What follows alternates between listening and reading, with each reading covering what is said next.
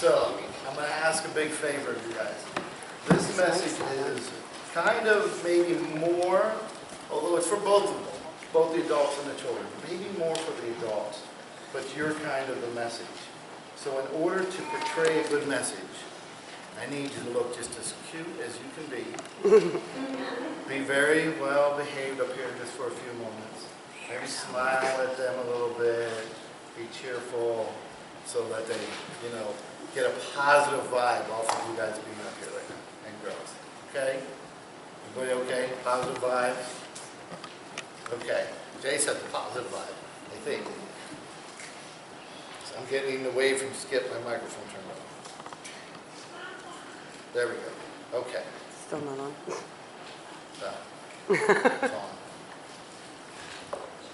Well, I'm going to just speak up if we can. So, earlier I was talking about something very serious, and I didn't quite finish the conversation a little bit.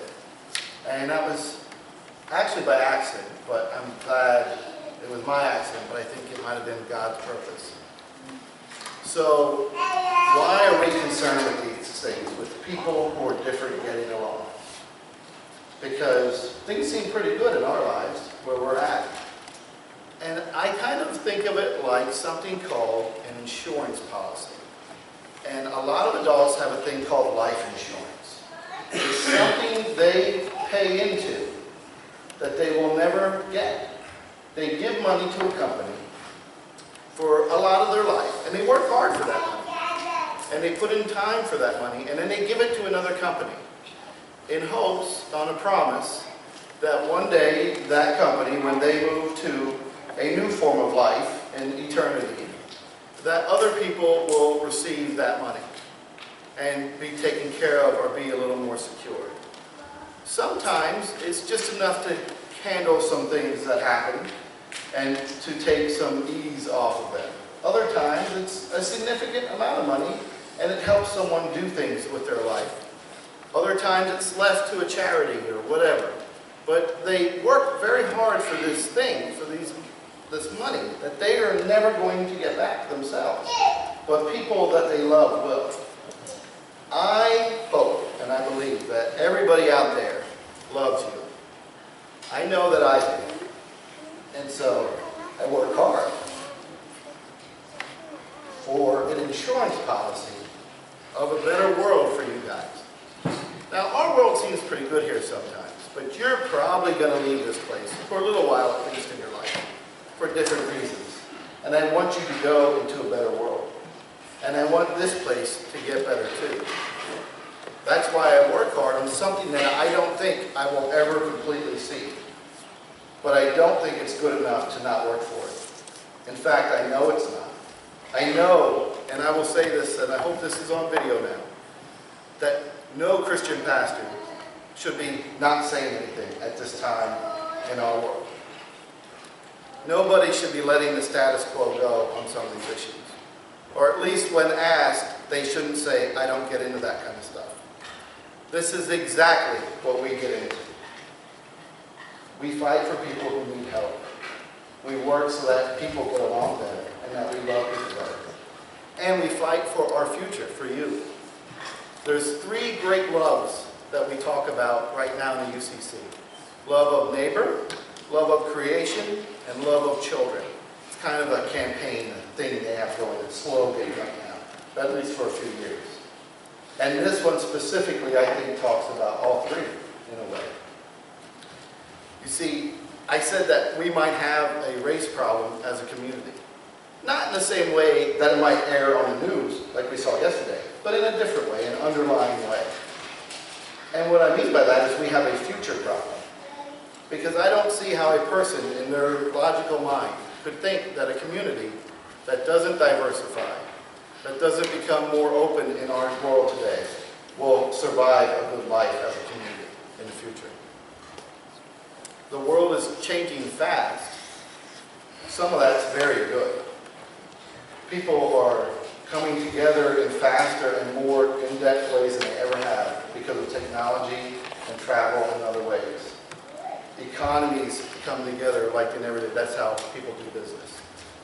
And if a community is not going to be willing to be a part of that, with people who are different than them, or to invite others, intentionally invite others into their community so that they can become more enriched and diverse and aware of the world, that community is not going to survive a good life. That's how I logically deal with it in my mind. My heart tells me it's just wrong, and I want it to feel better. But my mind tells me, in order to survive and thrive for you guys and for the community, we have to do something. I think what's really special is that I really, really, really believe this, that in this area, the place, the best place for any of this to happen, for any conversation to start, for any action to take, is right here in this building. This is the place where seeds are being planted and where there are enough people here who love you enough to have the courage to make this area better. I don't think, and I hope this isn't too offensive, that there is a better place within miles of here than this church, than this group of people. Maybe it's because I love them so much, but it's also because I'm aware of other places. I think other churches are loving, but not courageous. I think other churches are courageous and bold, but honestly not very loving. I think we are both loving and bold. And that has been our tradition for a long time, because not only are we part of a denomination that's way, but because of the way our church is. And I think it's going to stay that way. I hope it does for you. So, if you didn't get all that, that's okay, because I hope that they did. Let's say a prayer. Good and gracious God, we thank you for these children, for our insurance policy. We will not live to see all the good that they will create in this world, but we know they will. Lord, we ask them to remember the story of Peter and the storm, and that when the storms come in their life, when they begin to sink, when things seem insurmountable, when they hear words that this is the way it will always be, or we can't change this, that they say the simple prayer of Peter, Jesus, save me.